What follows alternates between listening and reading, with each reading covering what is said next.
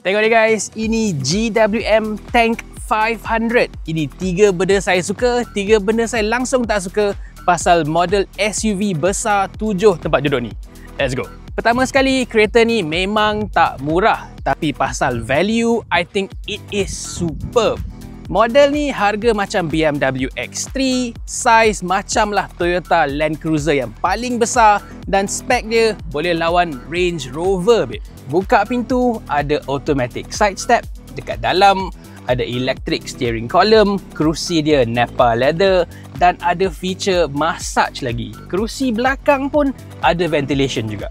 Yang tak bestnya, styling kereta ni aku rasa dia old fashion sikit. Dia nampak macam Land Cruiser yang lama tau, bukan yang latest. Dan belakang pula dia ada spare tyre dekat luar macamlah SUV old school.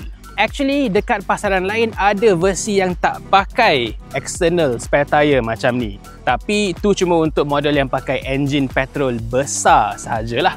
What I really like about this car, dia punya suspension dia super comfortable.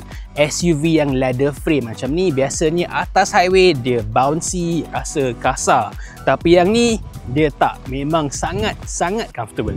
And the best part, dia boleh capai tahap keselesaan tu pakai suspension setup yang biasa sahaja.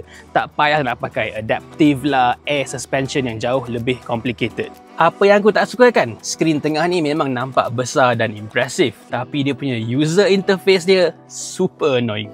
Tengok ni, masa pakai CarPlay nak adjust volume je kan? Kena manually exit CarPlay dulu, swipe dari atas, barulah boleh adjust slider. Lepas tu nak turn on kan massage seats, tak ada butang dekat bawah ni. Kena pakai touchscreen juga. Kena tekan vehicle settings, in vehicle, lepas tu baru jumpa. Tengah drive kereta nak cari benda ni, bahaya babe. Yang bestnya kalau nak masuk off-road, kereta ni betul-betul boleh lawan Toyota Land Cruiser. Dia ada low range transfer box dan tengok ni, dia ada front, center and rear differential locks. Sebagai bonus, dia ada tank turn lagi nak buat a tighter U-turn masa off-road. Plus ada water wading detection. Kalau nak redah sungai, kereta ni boleh bagi tahu berapa dalam sungai tu.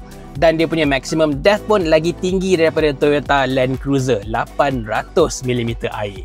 Tapi kan, part yang paling tak best sekali pasal kereta ni, third row seats dia memang sangat sempit dan tak selesa. Aku rasa macam mencangkung atas lantai je. Lepas tu, dengan semua kerusi naik, dia punya boot dia 100 liter sahaja. Taruh 2 backpack, dah penuh dah. Nasib baiklah nak lipat kerusi belakang ni, senang je sebab dia ada power folding function. So ni dia guys, GWM Tank 500. Best ke tak best? Tulis kat bawah.